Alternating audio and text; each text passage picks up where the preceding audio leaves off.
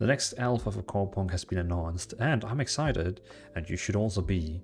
And this post here that the Corepunk developers just announced or just published is very cool, because it actually explains like all the new things we're going to be able to test, and just like new features that we can try out in the next chapter, even new classes and specs. So very interesting. But let's go through this, find out when the next alpha for Corepunk is coming out and what new things we are expected to see the next alpha. So let's start here. The post is a bit old, I'm just a bit late with the video, but here we go. So public alpha 2. Hello everyone. It has been a while since our last update, so here we go. We've been focusing on getting Corepunk ready for the next meaningful test phase. Once again, we want to thank all the participants of the first public alpha. Much of what we are working on is inspired by feedback from our community. Test dates. Due to the end of the year crunch we experienced in December, we wanted to take more time to recuperate and enhance the game. Our initial target for next test phase was the end of winter. However, upon delving deeper into all the issues we encountered, it became clear that we're going to need more time to ensure a successful test phase. Therefore, we will host the second alpha from April 23 until April 30. This is pretty fun because they're actually gonna start the same day as my birthday. So I guess we're gonna have like a birthday stream on my Twitch channel. So yeah, we're gonna have a birthday stream playing Corepunk. That's a coincidence. Is it a coincidence, or does Eugene know when I have birthday? That's the question we can all ask ourselves. Does Eugene know when Dvalin has birthday? So things to expect in Alpha 2, quality of life features. Okay. Although most of you enjoyed the first alpha, there was several annoyances that could detract from the fun. So first and foremost, we are addressing those. We're enhancing the map and quest interface based on community feedback. Every NPC you met will continue to be marked on the map as before. However, quests will now feature an NPC location pointer for handover. You will be able to view rewards and full quest log. We also introduce filtering for points of interest and the ability to add your own markers on the map and share them with others. Okay, so basically they're not gonna add so you can see where the quest is. They still want you to find out where, the quest you have to find is. Kill 10 rats, but you have to find out where the rats are. But now at least they're gonna help you saying, hey, over here, this is where you deliver the quest once you're done. So it's gonna tell you when to deliver it, because that was kind of like a problem. You completed 5 quests and then you were like, where do I have to deliver these quests? Like, I can't remember where I picked it up. And then you could start visiting all the NPCs until you find the right one. So it's cool they're adding this. I think, I know they kind of want this game to be a hardcore game, but still having this is gonna make it just a little bit more friendly. And it's also pretty cool as what they're showing here, that basically you can now enable so you can see where NPCs are, point of interest, craft bench, and marks. I guess marks, yeah, that's the marks you can set yourself. As we can see here, craft bench and marks. Oh, so like intro. Okay, cool. Oh, so now here we find the quest location. Ah, nice. So here's the history that when you talk with them, and here's the location. Then it shows you where you picked up the quest. That's pretty cool. I like that. We're enhancing the leveling experience from 1 to 5. This is something I have said always. Like, I have said the level 1 to 5 experience is way too hard. It will make people quit the game because you can't even get to level 5 without the game is a bit difficulty. So what I'm trying to say, like I also stated this in my feedback, that this has to be improved. And I know a lot of people did, so I'm glad they're listening to us. We're enhancing the leveling experience from level 1 to 5 by improving the balance in early gameplay. This includes addition of more tutorials, modifications to some quests, among other changes. Furthermore, the starting location has been upgraded to include more concentrated gathering spots for valuable resources. Okay, so they have added like more like stuff So you can see this is before, where this was the only thing you could get, but now you can get like even more stuff around here. Okay, cool. We're relocating the crafting tables closer together while having them spread out added the game's immersion by making the town feel more natural. We acknowledge your feedback, moving back and forth, particularly with mounts. This table was inconvenient. Yeah, so basically look at how it was before. The crafting tables was all over here. Like, it was like way too far away from, the city. If you play any other MMO, you have all the crafting tables together in the city, like literally next to each other. But here you had them like spread across so like big distance. So it's nice to see them making also this thing here more. You can even see they removed the city up here and moved the city over here. So it's nice to see how they like, manipulate the map. Even this. That's really nice. I like that. Gathering. In response to your feedback on randomness in gathering, we are dialing it back slightly by diversifying the gathering spots where previously there were three categories of gathering spots. We expanded this to 9. Furthermore, we are adjusting the distribution of resources obtained through butchering, so you'll hunt particular mobs for particular resources. We are adjusting the distribution of resources obtained through butchering, so you'll hunt particular mobs for particular resources. I guess like if you need turtle meat, then you have to kill turtles. And then we can see this image here. This can give this. This can give that. This can give that. And so on. And the magic trees can give you all this. Nice, nice, nice, nice. We're going to be seeing a lot of different plans around the world. We're introducing chest mechanics to camps. Now some camps you come across will feature a chest. To unlock this chest, you must eliminate all the mobs in the camp first. In PvE locations, the chest will be accessible to the party that inflict the most damage to the camp's inhabitants. In PvP areas, once all the mobs are defeated, the chest can be opened by any player through a 10-second casting process. Damn, okay, so 10 seconds you have to set and open it, so you really hope that no people is gonna come. Okay, and in PvE basically the group that did the most work killing all the mobs around this camp is getting the chest. That's pretty cool. Merchants will periodically update the inventory, offering you the chance to snag a great deal or a rare item if you check an NPC's inventory at the right moment and place. Once you purchase an item, it will no longer be available in the shop. Additionally, we are enhancing the games by adding a wealth of searchable items to abandoned locations throughout the wilderness, inviting you to explore and discover valuable loot. I see. Huh. It's pretty cool, like all these things here like missed into this picture. Well, maybe not all of them, but you know what I mean. Crafting.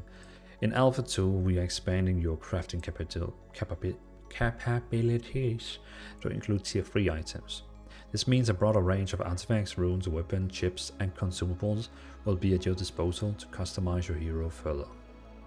With all these enhancements to early gameplay, economy, gathering, and crafting, we believe that the overall game experience will be significantly improved this time around.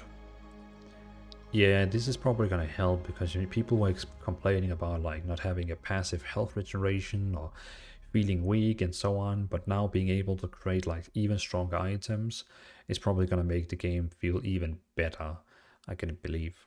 So yeah, it's just about how hard it actually is to like, get these items, but we'll see. World improvement expansion. We don't want you to do daily quests and grind all the time. We want you to enjoy Corepunk as an event. We think of our content update as a season in a TV show. Every 2 or 3 months there's a big update, new locations, few settlements, new types of mobs, NPCs from new world with their stories to tell, plus new heroes and weapon and specializations. So that's pretty cool. So they're basically focusing every 3 months to maybe have like a new hero out, have a new, just like new content every 3rd month. So maybe you can finish all the content like in a month. You could potentially take a break from the game. You can do like other games, but every 3rd month you will come back and play like new content, which is cool. One of our goals for this year is to release new content every 2 or 3 months and be very consistent about it. We created a lot of assets over the last 8 years, but we need to learn to package them right, high quality, fun and fast. So during this year, we'll be working on this. We want to do several content updates this year and hopefully release the first part of Corepunk, God Bless the King, the story of Ilan. Okay, so yeah, we're basically gonna start in Ilarian, I can't even remember the now, tutorial. So basically what they're saying is that they have, over the 8 years, done a lot of assets that they can actually put into the game. But I think as of right now, I have a feeling that the entire game they have right now is this starting zone. This is what they have in the game right now as we speak, is what I believe. That they don't have actually more than this right now. But as they say here, they have all these places they have created literally as, like, imagine Lego. You have all these bricks that you can put together and they have all these places here created. They basically just have to put them together in the right order to make the world feel good. So don't think about this like as, oh my god, they have nothing for this game. They actually have all the bricks ready to make this game. They just need to put them together in a way that makes sense. So that's pretty cool. So with this test, we're working on streamlining release of new locations and settlements. So, and again, this makes sense, like, you know, how they have all these bricks together and can basically put the game together as they want. Hero builds. Specializations and passive trees. Probably the biggest change gameplay-wise are coming for hero builds. We want to test the full set of features we planned original for making your hero feel and play unique and gameplay more interesting. We'll unlock 3 more specializations: Ranger, Shaman, and Infiltrator. So basically, this is of course the Ranger, the Shaman, and an Infiltrator, which is the first, like, which is kind of like a rogue class, Shaman class, and basically a Ranger underclass. Also, weapon specialization talents will be available for Destroyer, Legionary, Blast Medic, Ranger, Shaman, Infiltrator. 1, 2, 3, 4, 5, 6. So yeah, so basically all the 6 specializations we can play in the next alpha is also gonna have this weapon specialization talent, where we can actually go up and make them stronger. So you can see this is gonna be interesting. Like, I wonder, like, when you click on each of these, if they're gonna like switch screen totally, or if it's gonna be like connected. That's gonna be interesting to see. Oh, and then everything you can pick here is actually here. So you can see all these passive you can get. When hit, the skill interrupt the cast for each opponent hit by the ability to destroy against, you know, all these. I mean, we could use like hours on reading all this, but I think we're just gonna continue. But yeah, you can always go to this poster yourself and read all these if you want. But basically, it's from this talent tree here that you can pick all these things. We also want to test 8 out of 10 passive skill trees: Warrior, Assassin, Hunter, Tank, Medic, Mage, Pathfinder Support.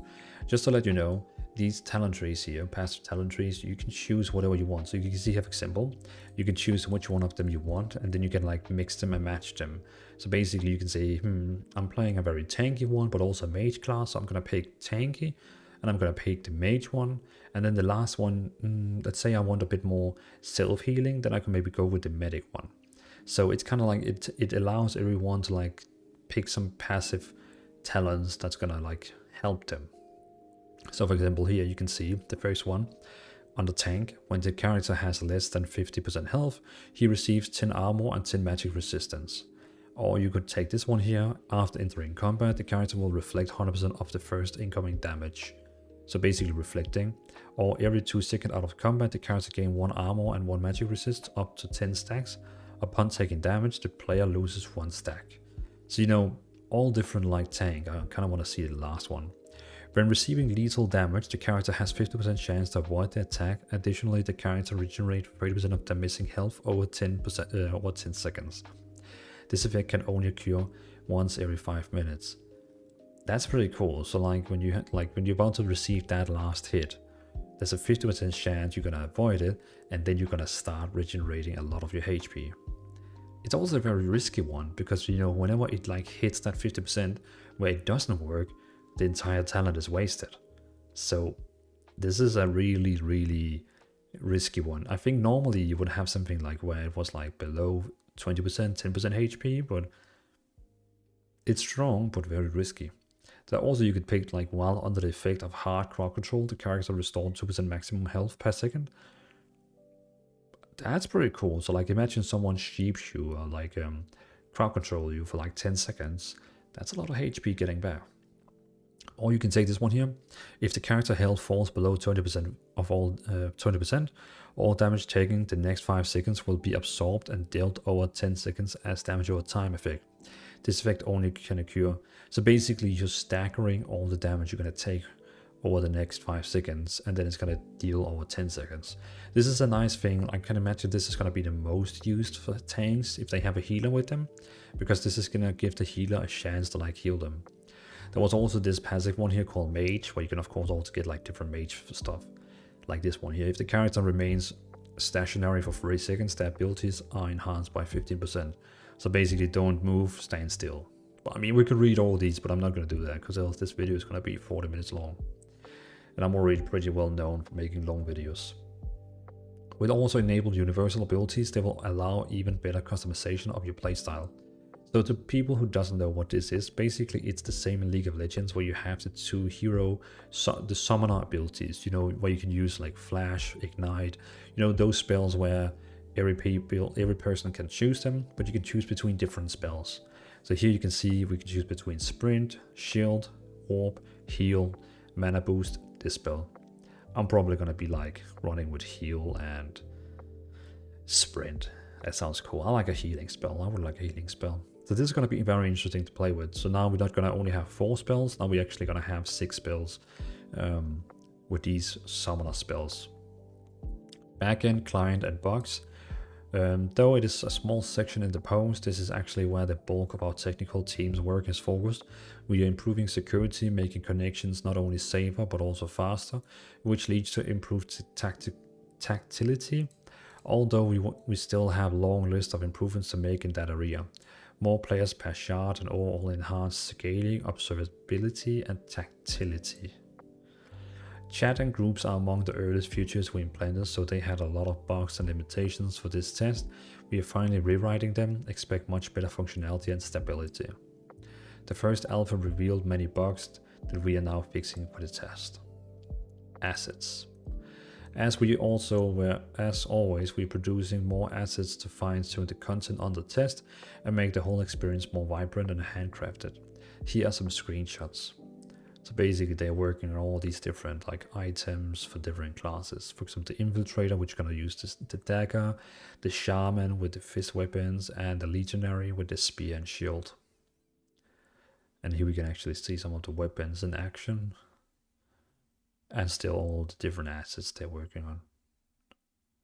Which is nice, you know, they're working on all these assets to make the game feel more alive, you know what I mean?